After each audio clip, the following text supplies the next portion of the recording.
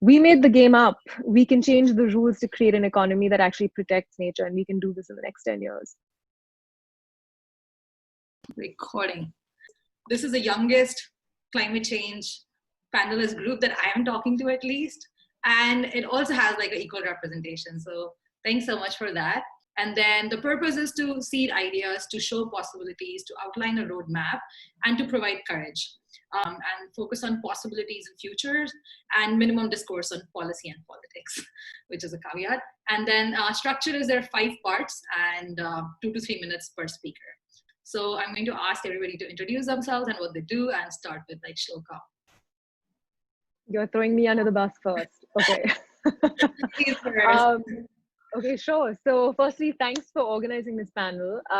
It's also World Environment Day. So I guess happy World Environment Day, everyone. So my name is Shloka Nath. I'm the head of sustainability at the Tata Trust. And I also lead a collaborative platform called the India Climate Collaborative. And we seek to bring philanthropies and businesses and government and civil society together on the same platform to drive climate action.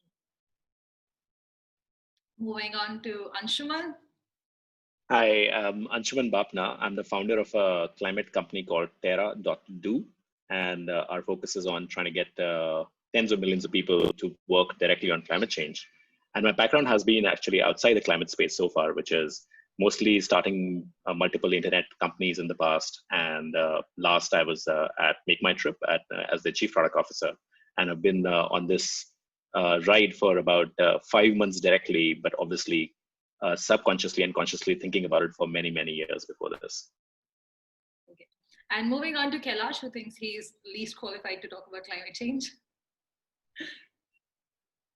I've been invited here, but to introduce myself, I'm Kailash. I head technology at Zerodha. We're a stockbroker, India's largest stockbroker. As a company, we don't really have anything to do with climate change, but some of us behind the company, we're very passionate about this. And we've been trying to work with all of you guys in whatever capacities. We're running some experiments for certain sustainable projects, etc. Nothing to do with stockbroking. So I'm here in my individual capacity. What are your hopes and fears for climate action? I think, we're at sort of a crossroads for sure. This decade couldn't be more important when it comes to climate action. I mean, the next 10 years are really going to define our future, not just our future, but the future of many, many generations to come. So it really feels like, a split scale, either we avoid a climate catastrophe or we sort of directly head towards one. And, I'm hoping innovation will save us. And this conversation today is going to be, is going to cover a lot of those points, but there's a lot that has to be done to fight global warming. We're essentially trashing our planet. And I really hope that we find ways to limit carbon emissions, embrace nature, and learn to thrive. Awesome. Anshuman, you're leading a climate tech company and you're actively working on bringing people onto working towards climate action. So again, what are the hopes and what are the fears? Yeah, I have a slightly longer answer to that. And I think let me start with the hope part of it. The hope part of it is that I just hope that we stop being stupid. And I'll kind of break that down, what I mean by that, which is if you look at what's really happening across business, government, and individuals and citizens like ourselves. So for example, let's start with fossil fuel companies, right? And we'd like to kind of berate them, but the reality is that they do something which is kind of the underpinning of our current civilization. But it's also very obvious that they're making some really bad business choices now. So the fact that renewables have gotten down in price to the extent that they are, the fact that renewables actually require expertise that fossil fuel companies have in spades, which is building out massive, large infrastructure projects across tens of years, is something that actually the fossil fuel companies know far better than anyone else. So I hope that fossil fuel companies stop being stupid and realize that they need to become energy companies as soon as possible. My worry is that all of this might still come to pass, but it will happen in an inequitable way, which is that the winners of this new post-climate world will be essentially the same people. And we'll end, just to give you one example, you take the coal economy in India right now, right? There are 500,000 people employed in it, another 10 times of that probably dependent on that. Now you substitute coal with solar and wind, which is great. But turns out that if you look at the map of solar and wind, it has very little overlap with where coal is right now. So you're talking about suddenly economically disadvantaging the poorest states and the poorest economic strata of the country. So how do you do this in an equitable way is my biggest fear. And I don't think, honestly, we have a good track record of having done that in the past. I'm an eternal pessimist. So these things, I mean, I 100% agree with whatever Anshuman said. And I think we are past the tipping point. And I don't think that the society as we know it, as it exists today, is equipped or is even compatible with the idea of fighting climate change on a massive global scale. Biggest nations, biggest world leaders, they can't even get to agree on simple terms. They can't even, several of them cannot even accept the science. I mean, when you have science deniers who are in charge of significant portions of the world in decision-making roles, I mean, what hope is there, right? So I know it sounds pessimistic, but it's all about human stupidity, exactly what Anshuman said. I know you want to avoid the political, policy, legal, sort of points completely, but I don't think it's avoidable. I think it's a political issue. It's a global societal issue. It's got honestly nothing to do with entrepreneurship. Again, entrepreneurship is underpinned by, for-profit private corporations, and that's just how it is. And how can that ever be compatible with carbon neutrality or reduction? So you build a massive, an entrepreneur comes along, they build this massive enterprise, let's say transport and logistics or shipping or whatever. They pollute like crazy, contribute significantly to climate change. Then they announce some greenwashing efforts and reduce that from 100 to 90. That's not the point. You can't see, these things are fundamentally not even compatible. No amount of panel discussions among CEOs or CTOs or whatever is going to help. You need massive upheaval at a societal level, which should permeate to governments and policy making. And then things will start falling into place. You can have climate entrepreneurs, passionate people who are not motivated by profits or whatever, right? You can have all of those people, but for this to make a significant dent globally, you need global policy shift across governments. I have no hopes, sorry. Only fears. That is, let's try to move in next 40 minutes so that we can bring some hope to Kailash and shift his mind. And actually that represents a lot of young people who sort of vary in this space where is there hope? Have we already crossed the tipping point? What can actually we do? We're we don't really have that many resources. Obviously, most of the resources, decision-making power, opinion, voice, money lies in the hands of other people. And that's not the typical entrepreneur that, let's say, we are addressing. So what can he or she really do? And it does become pessimistic. I always say, for me, even to run Blue Sky Analytics, I need a big dosage of optimism in the morning, more than money or anything. Just let's keep the optimism up. So moving into Anshuman, because I know he's done multiple startups. And I just saw that he started Eureka, a startup competition in IIT Bombay back in the days, where I competed 10 years later. He was the ex-CPO of Make My Trip and Go Vivo. And what I've seen, you were mentioning coal lobby, and what I saw with coal lobby, especially in the US coal industry, was that within the span of 4 years, nobody wanted to invest in coal. Nobody wanted to work in coal. Coal literally became a stranded, untouchable asset in a very short span of time.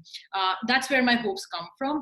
And I also saw emergence of a lot of startups startups that became billion-dollar industry, like Whole Foods. And if you compare Whole Foods to Walmart, there is a significant amount of shift in, let's say, plastic or carbon emissions or just sustainability efforts. It's massive. So that consumer preferences change, the dynamics of economics change, and the market is capable of shifting, especially with technology. And we have seen that same thing for e-commerce. Back when Flipkart started, e-commerce was not expected to penetrate to every household. And then we've seen emergence of edtech, agri-tech, health tech, and investors pouring into all of these segments. So do you think economics can change within the realm of climate change over maybe after the tipping point, but in the next 10 years? Yeah, no, I think, so first of all, it's clear that who is bringing up the average age of this panel is definitely with all the, I mean, I like the 10 years after you started thing. Thank you, Abhilasha, for that. But moving on. So, see, I think this is one of the, I think, classic questions around climate and development, right? So, which is it climate or development? I mean, it has been historically climate or development, especially in Indian context. Now, I think there are two ways of looking at this. And one is kind of the one that I think Kailash would resonate with a little bit. But the other one is probably completely on the opposite side.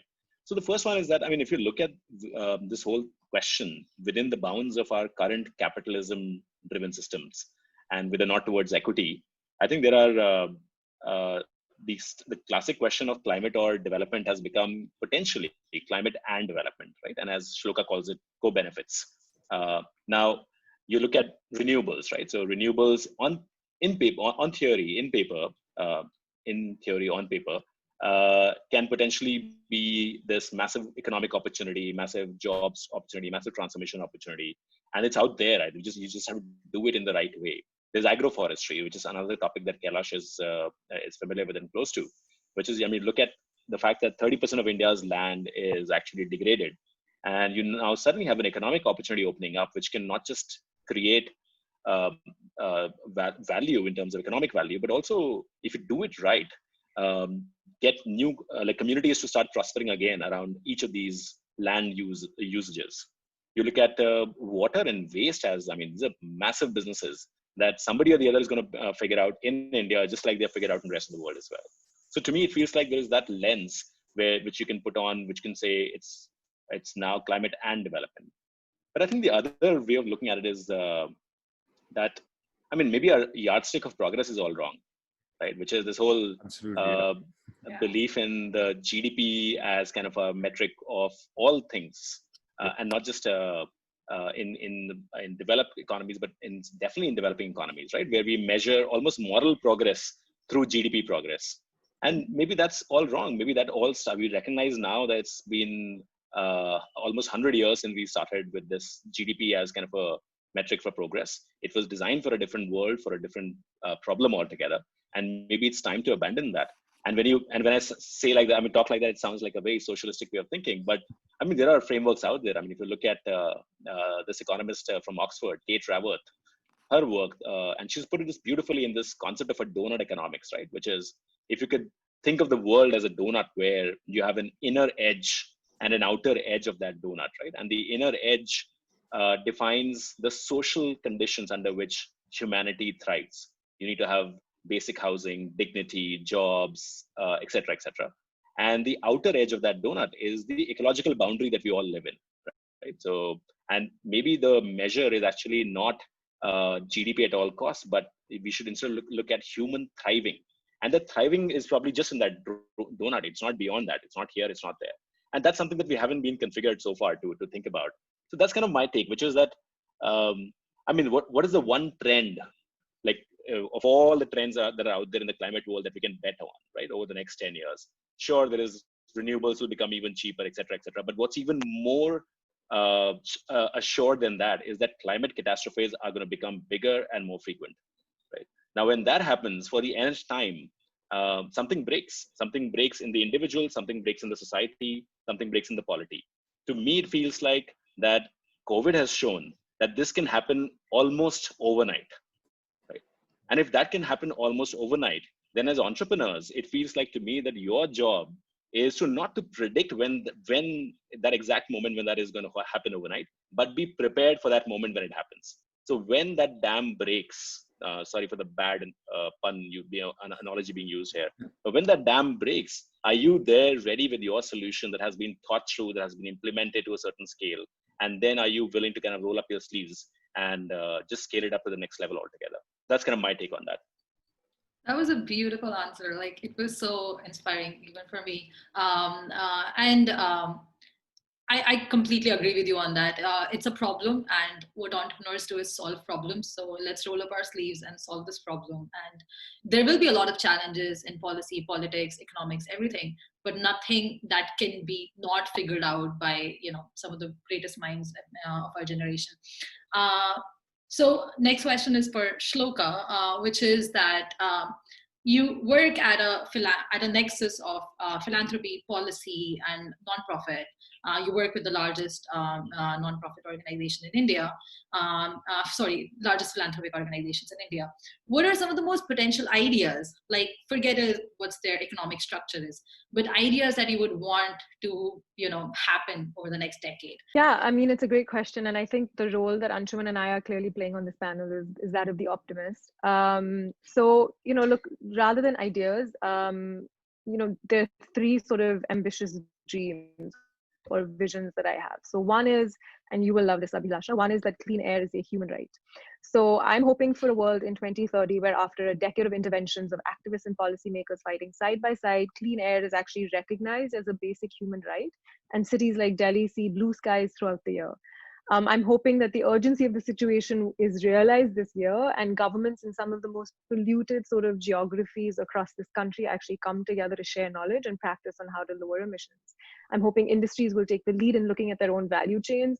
Sectors like energy and transportation become leaders in cutting out carbon and other toxic pollutants from their factories. I'm hoping the steep decline of the fossil fuel industry happens by mid-century. And gives way to sort of technology and innovation in these traditionally carbon-intensive sectors. Today emissions pricing has made pollution pricey. It is cheaper and more profitable to be cleaner. The second thing that I really hope happens is that clean electricity starts to dominate the energy sector. So if we get things right by 2030, the global carbon concentration should drop. And by then, hopefully the energy sector will be largely electricity, and at least half of that electricity is from renewable resources. Deep decarbonization efforts are hopefully going to be demonstrated by governments and corporates, and yes, even the ordinary members of the public. So I'm hoping that by 2030, electricity will also be democratized and people will be empowered with choices, and that they will choose energy sources that sustain life. Power generation will also shift from centralized structure to greater distributed renewable generations. That's what we need. The electricity, I'm fingers crossed, hoping will be defined by further digitization, enabling the concept of sort of the sharing economy in the energy space, which we really need. And finally, the third point, which I think I really echo and share, with Anshuman, is that we need a new economy for nature. Our current economic model is based on externalizing environmental costs. It's been built on exploiting nature, generally without any concern for the consequences or a recognition of limits. There's no doubt that our business models and economic growth have also led to great success and positive outcomes for society, in the sense that it's led to increased health, education, lifting millions of people out of poverty. However, the data and science are now clear that the costs of this model outweigh the benefits, and that business as usual is simply untenable. So now is the moment to change that paradigm from making the business case for protecting biodiversity to thinking who pays for internalizing the externalities created by business as usual. And once we have that out in the open, we can actually, deal with redefining a new paradigm where business can be incentivized and rewarded for creating value for nature and society alongside profitability. We made the game up. We can change the rules to create an economy that actually protects nature, and we can do this in the next 10 years. This is amazing answer, Shloka. I'll say one point, which probably might even help the pessimistic view of Kailash, is that over the past 10 years, I've met lots and lots of people who have actively left or ignored jobs which were paying extremely high amounts of money in polluting or climate negative segments to take jobs and risks in climate action space. When I graduated out of undergrad, I got like a thrice paying job in an oil company, and I was like, no, sorry, bye. And I mean, that very small consciousness in people does matter. And one of the major things is that even our team, for instance, works so hard on all of these problems and is one of the brightest minds of the country, and they are choosing to do this over something else. And that gives me a lot of hope. And there are startups like in urban farming that was done by one of our colleagues. Some of my friends are doing the startup called Raise Green in the US, and all sort of like different ideas and structures which are towards climate action. And businesses at the end of the day are actually made of people. So when we talk about economics and everything, it's individual decision. So a simple question, and I know you would know this like quote, which is that the best minds of our generation are working in selling ads. Can there be a shift when best minds of our generation, and especially because I'm hiring right now and I'm trying to attract best minds of this country to work on climate action, do you think that's where a hope could lie if people were to make an active decision to work in the segment, and especially people from the technological sectors? Yes, I'm slightly hopeful there, and specifically to do with FOSS, free and open source software. That's something that I'm very passionate about. And before we get to the technological bits, I absolutely agree with Anshuman and Shloka. See, that entrepreneurship, that these goals, etc., are driven by economic incentives. That green energy picks up when the prices drop. That is what is wrong with the system to begin with. Now, free and open source technology, and Shloka also used the word democratize, and that also has huge parallels. So you build technology, whatever it may be, and you give it out to the society, and everybody and anybody is free to adopt it, change it, modify it, as long as they confer the rights that they receive to others. So I build something, I give it to you, you do whatever you want with it, and you give it to others. So no strings attached.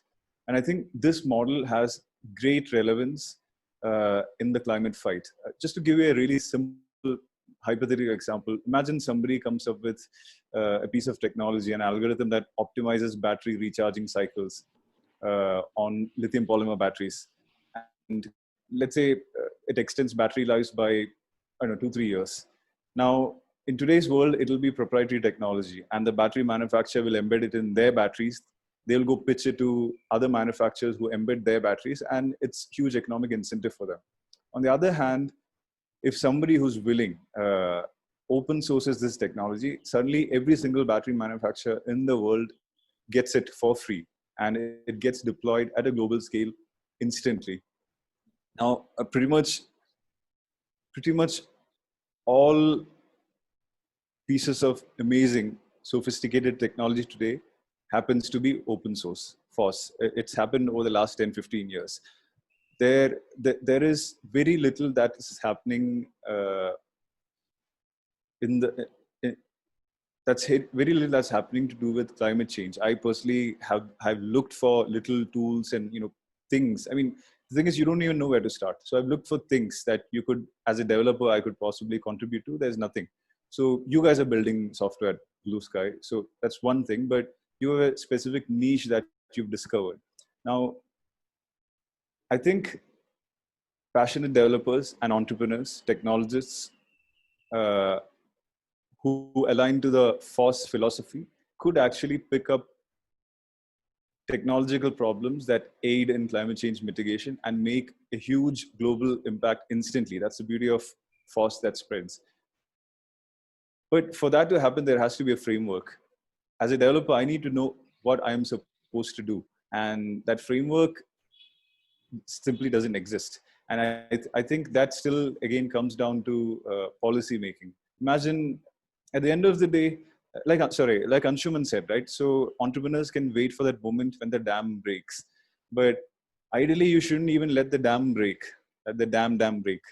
And I think government policies and regulations can make that shift practically overnight. We see this in our industry every week. There's a new regulation pretty much every week that changes how you worked over the last 20 years. And, people, the regulator has been cleaning up. They've been cleaning house. And people cry, stockbrokers, including us, we sometimes cry like, it's too harsh, blah, blah, blah. But at the end of the day, we comply. And the industry moves forward in a week, practically overnight, thanks to clean new regulations. Where are the clean new sweeping regulations like the ones we have in finance, in environment? Where are those sweeping regulatory environmental changes, right?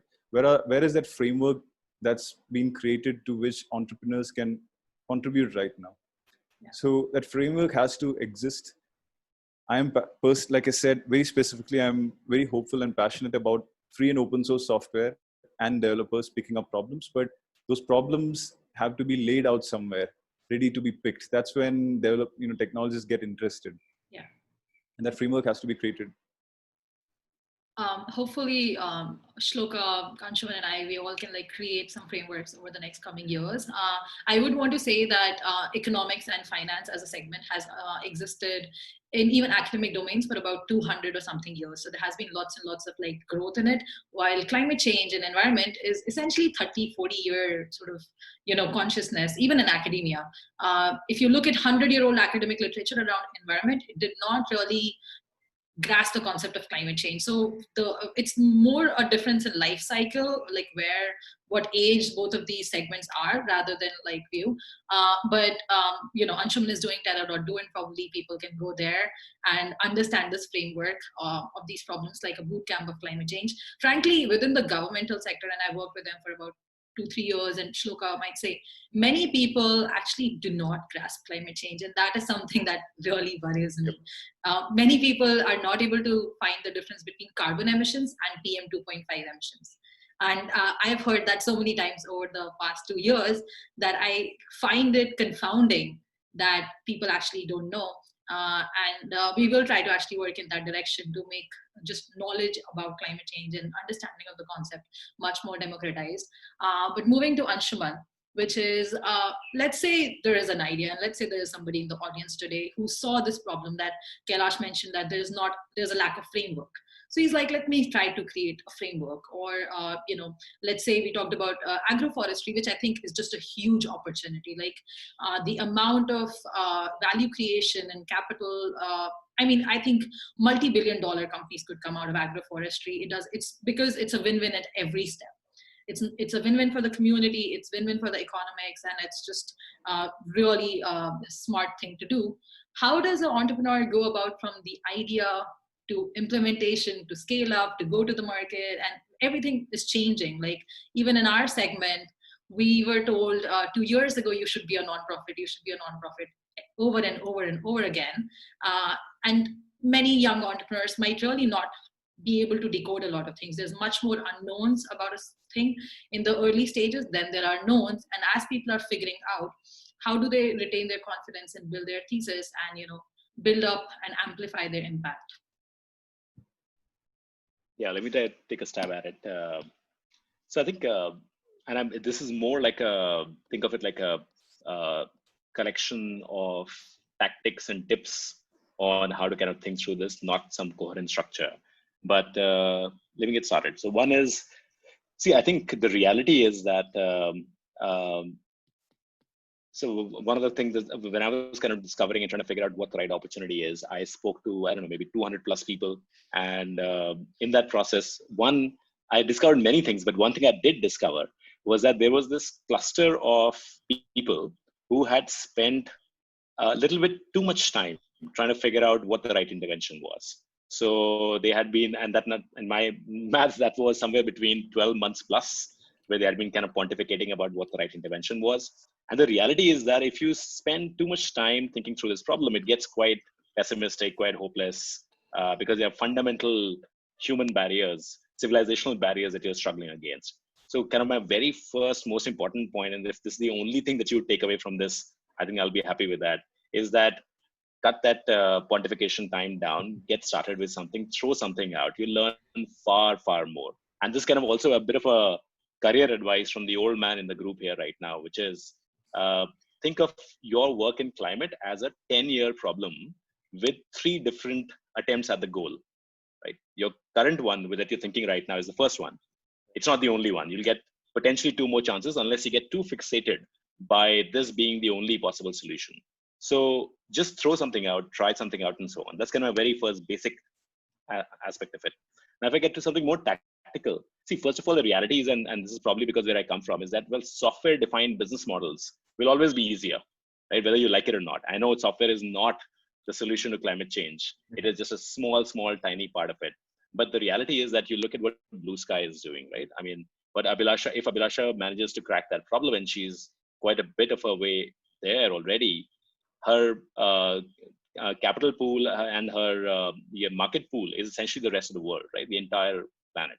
So therefore, there is power in that idea. There's another company called Pachama, which is one of my favorite ones. Yeah. What they're doing is they're trying to figure out how to actually audit forests which are being supposedly reforested or protected using satellite imagery and drone imagery and so on, right? So that's an idea that can work. If it works, it can work anywhere.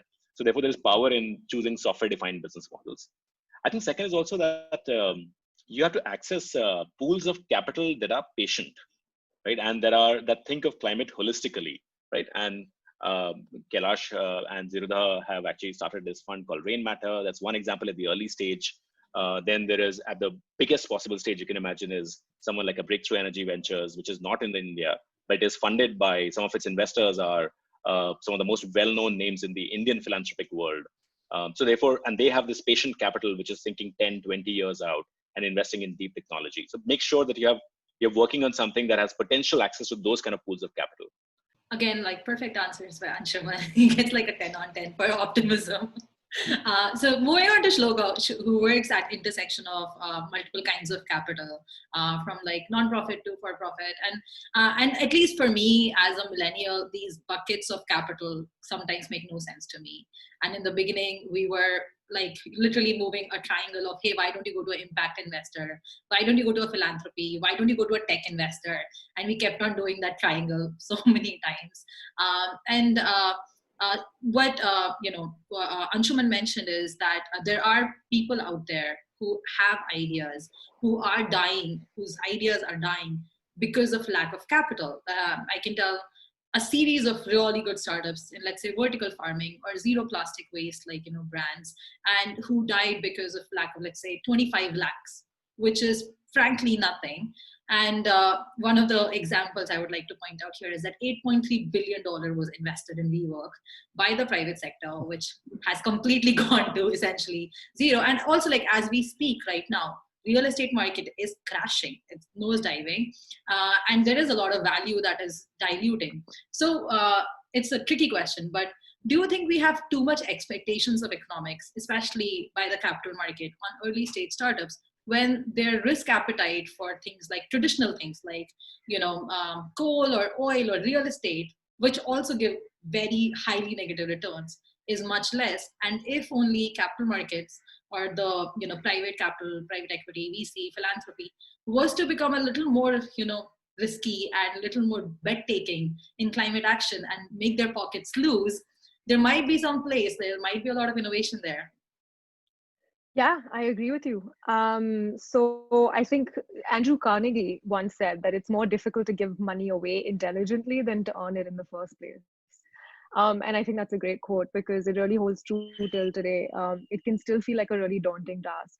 The way we view philanthropy is that it's simply a matter of sort of giving away money to charities, from which we feel like the most tug. But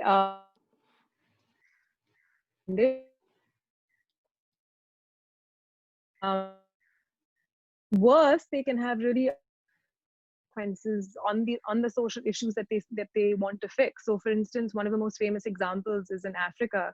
Funders distributed mosquito nets for free to reduce incidence of malaria, but actually found that they were in competition with local shop owners whose livelihoods depended on the income from selling the nets. So to avoid situations like this when giving back, you need to have more than a cursory understanding of the social issues that you want to support. You actually have to clarify your own objectives. And I call this approach entrepreneurial philanthropy. It's similar to start your own business. You have to create a viable plan for tangible impact on a chosen social issue or on target beneficiaries, as it were. And taking your point, for instance, on agroforestry, what you were saying earlier, there are still many challenges facing that sector in India that impede the sector's growth. So these include a lack of uniformity in policies and regulations relating to felling and transporting farm-grown timber and other products in different states. Agroforestry ventures are not covered under the agriculture insurance scheme or entitled to marketing support. They can't loans available for crop farming. So you have to really create an ecosystem around the changes that you want to see happen. And that's really where philanthropic capital sort of, comes into play.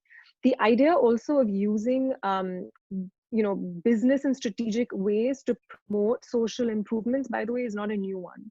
So many philanthropists have made grants and program-related investments to business enterprises. A great example. Without philanthropic support, microfinance, for instance, would not have grown nearly as quickly and would not be reaching the 100 million or so people that it is serving today. What is new really is the openness and the enthusiasm with which market-oriented approaches are being embraced as an integral sort of component or element in creating lasting social change. I agree 100% with you. I just hope that sooner than later, philanthropic capital can become more more generous towards climate action. And also it is a learning curve. It would be much better if they were to understand climate change as a segment faster, and then actively invest and actively take larger bets and larger risks in that category, and that would really accelerate some of the things. I'll give a very great example of started by my old boss in West Africa on solar home systems, which in the first 2 years of its life was kind of in a non-profit model because they hadn't figured it out. They hadn't really figured out, they did not know geography, they did not know the economics. And now in 2020, it employs over 300 to 400 people.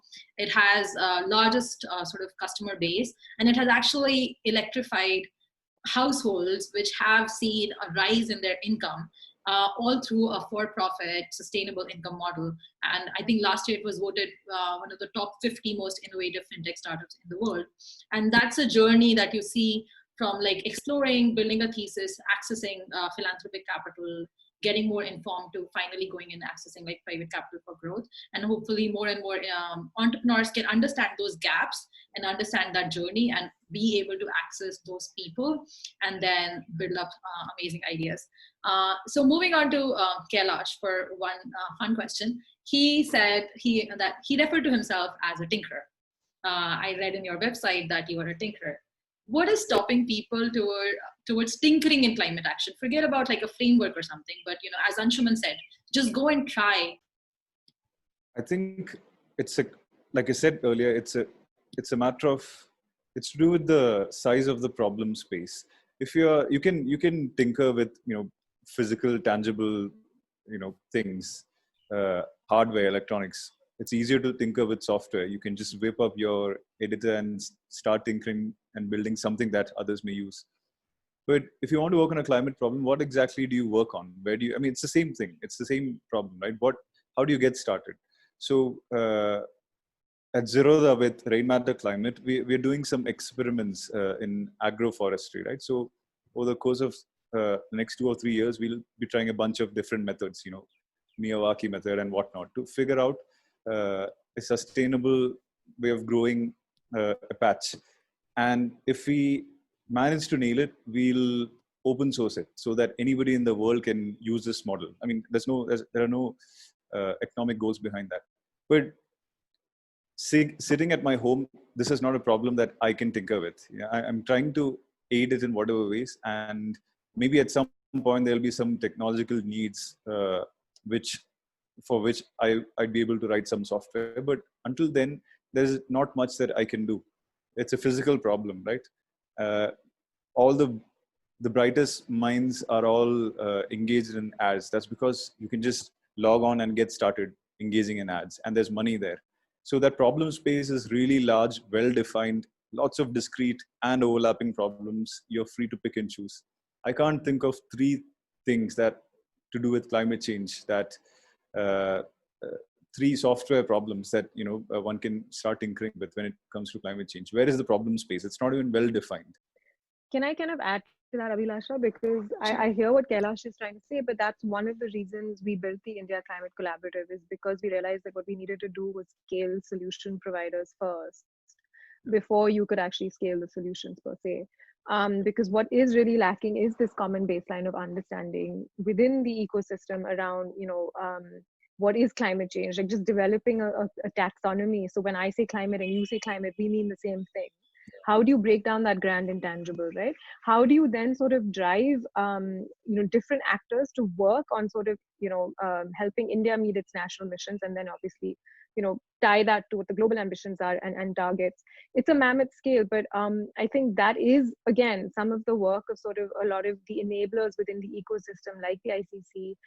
Even the work that Anshuman is doing with Terra.Do is like really to try and build in some of that level of sort of conceptual understanding in that base, so that you can use that as a springboard to essentially then start building out those ideas. Because you're right, like the challenge in climate isn't necessarily even that we know how, we know what the solutions are.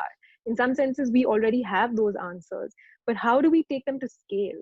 How do we kind of amplify them across a diverse set of actors within society?